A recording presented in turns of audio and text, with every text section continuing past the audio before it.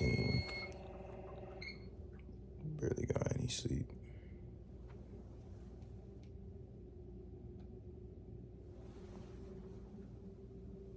Just do my first thing, game ready. My ankle was throbbing. Couldn't sleep all night. I was really just editing day one. That was my main thing, and just seeing that how good that came out was good to see. I think that's gonna keep me busy. The main reason I really want to edit all this is just keep it busy and just show you guys. Two questions I really needed to address was the main things people are asking is what happened and how I'm feeling. I answer how I'm feeling first because as you guys can see, I just want you guys to see that I'm very motivated. There's definitely gonna be days on here when I'm not feeling the best, and I'm still gonna get on camera and let you guys see that too, because I want you guys to see the good and the bad. But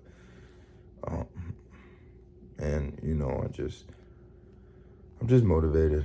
In my life, I've felt like I've had to battle adversity so many times and had my back on the ropes so many times that, I created this thing, don't blink. And, at the end of the day, don't blink is also for, when things are going good. You don't want to blink because you don't want to miss them. But I feel like in my head, I also use don't blink as when it does go bad. When you do get injured on the fifth play of a football game and your ankle's messed up, you're potentially going to be out a couple games, just to not blink and bet on God and just trusting in him and understand that he's going to take you through something that you need to go through in order to get to the next, part and next stage. So, what a wonderful opportunity I have to take on this and figure some stuff out off the field that I need to figure out and getting stuff in line and, just taking care of some small things that I know I need to do. And what a wonderful opportunity to be able to prepare for that mid-season, when really I would be all in the game and all busy and all, not really have time to really, clean some of this stuff up before it does happen. And then I would have to be doing that when it does happen. So if you're wondering how I'm feeling good. My training staff did a good job of making sure I got all my stuff. They hooked me up with the game ready at the crib. So I'm game ready in it right now and just keeping it cool. And the main thing is going to be getting some of the swelling out. So that's goal one, get the swelling down.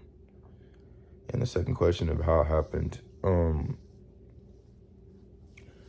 it's a little vivid. I'm going to try to make sure you guys can understand. And I'm break it down a little bit. But so we're coming on a blitz, and it was, the coach called a great play. I felt like trying to keep everyone calm on my side and just let them know where I was. I said dime left, letting everybody know that the pressure's coming from the left. And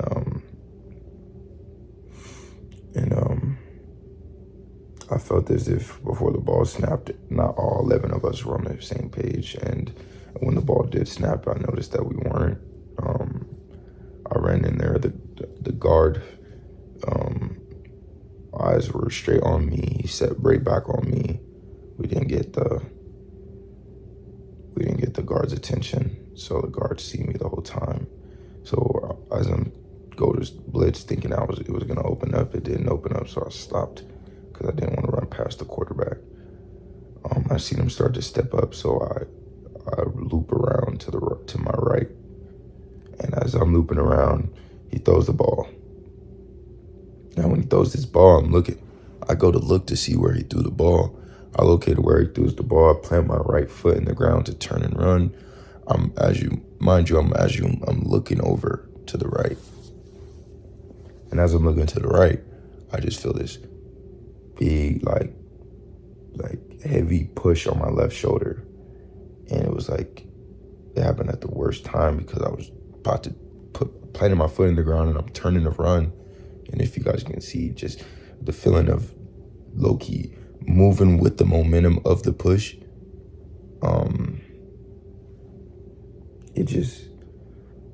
I just felt my foot just got caught in the grass from the force of the push. So as my foot's in the ground, I'm getting pushed to my right while leaning to my right and looking to my right. So all my body's momentum is to the right. So it literally was just like, the push just was like added momentum onto where I was already trying to go. And my ankle was still in the grass. So as my ankle's still in the grass and he pushes me, my ankle just rolls over because it's too much force. So I just feel my ankle fighting as I'm moving towards the grass. And my ankle's still in the grass. All my body's weight is on my right side of my body. It's just, my ankle's just fighting. It's just trying to protect my knee. And I don't know what would have happened if, I didn't sprain my ankle before and there wasn't, because my ankles definitely shouldn't have bent like it did. But if it didn't, so yeah, that's how this all happened. I mean, fifth play of the game, I get to the sideline. As soon as I get to the sideline, just, all the thoughts going through my head, like trying to stay positive, but I knew it was bad. Like, I felt it and the way it bent, and I was just like, yeah, there's no way that this is gonna be good for me. So they spat me up,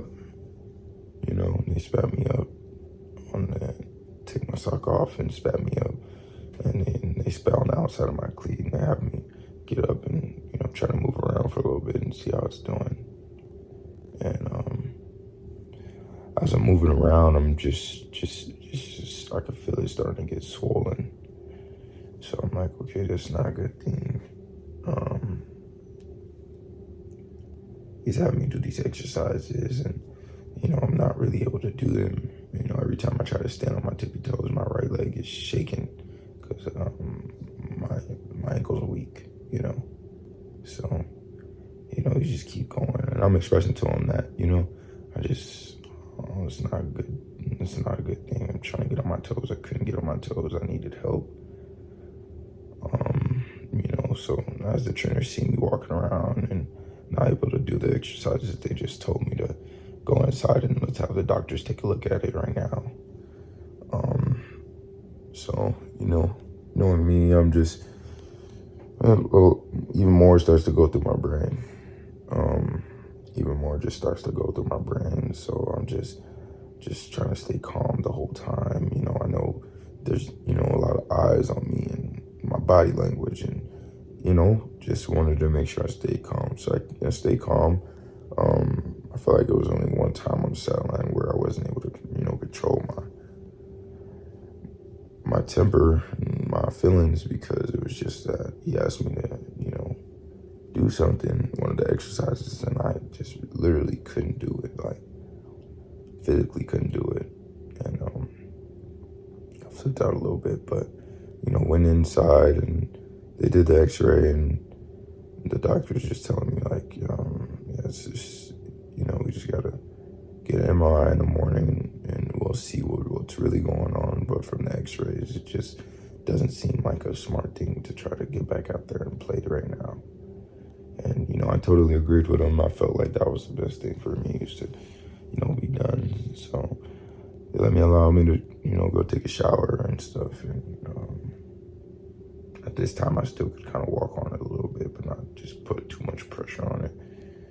And I showered and got a boot, got wrapped up and got some medicine on it.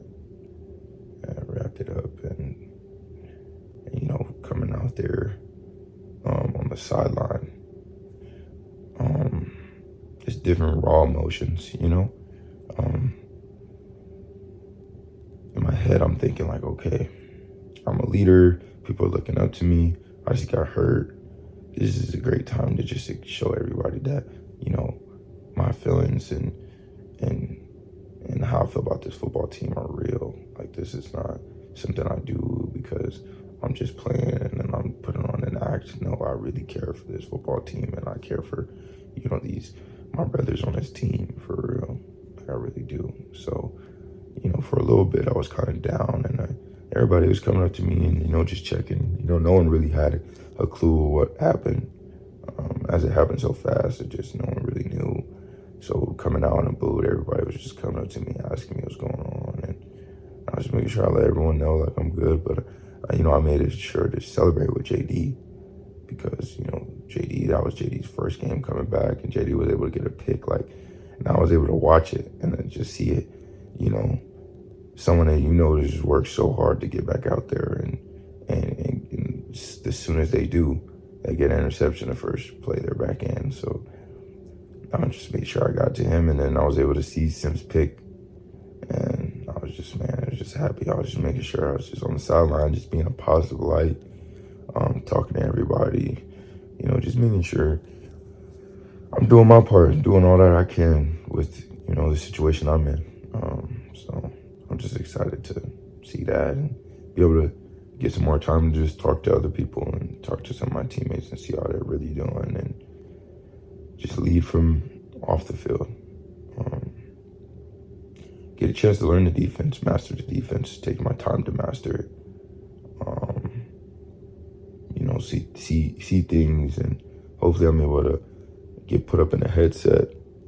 That way I can hear what the call is, and I could like start visualizing it, and hopefully it helps my play speed and just little things like that. I'm looking forward to all the pros that come with this situation. I'm not really looking at the cons, because at the end of the day, the only con I see in my eyes is that I'm just not out there, and I've coped with that already. I dealt with that already. I let that go. I gave that to God already. So now I'm just focusing on the positivity of the situation. I'm trying to focus and dissect the situation and see what I can learn out of this and what I'm supposed to do. And I feel like a big thing I want to do is just be vulnerable with you guys and just show everybody that, there's a right way to go about adversity. And yeah, sometimes it's hard, but just broadcasting that when you do stay down, a lot of people have never got a representation of when you do stay down and you get in a situation. And this goes for all situations, like this is a situation some people might not be able to get through, but I'm going to beat this situation down. It's not going to make me worry or panic or, like I said, it's going to be some days when it's not good. And I know that already. And I'm okay with that, because at the end of the day, that's just as a competitor and the type of competitor I am, it's just going to be super hard for me to not be there. But at the end of the day, that just makes me think back on the pros. What am I able to do? What am I able to, So I'm just excited, but definitely wanted to get on here and clear some of that up, because I know after I post this first vlog, everybody's going to be like, why you ain't talk about what happened? And, so that'll be a vlog too. I'm going to try to get to practice today. I don't know how that's going to work. If my legs going to let me, all that. But the goal is to get to practice today and just be there to encourage the guys, get around their face, let them see my face, and just be around the ball again. Go chop it up with Coach E. Just go be around good energy. Go get, cheered up a little bit. Go do a little bit of treatment. Can't get in no water treadmill the day 4. I know you heard that, but that's really when everything will start. And we'll actually get to really go on a journey together. But right now, we're just posted up right now. But it ain't nothing to a line. A great coach of mine and a great father figure, a great uncle, a great everything told me it's hard to be a man that won't quit. and I will not quit. So let's do it.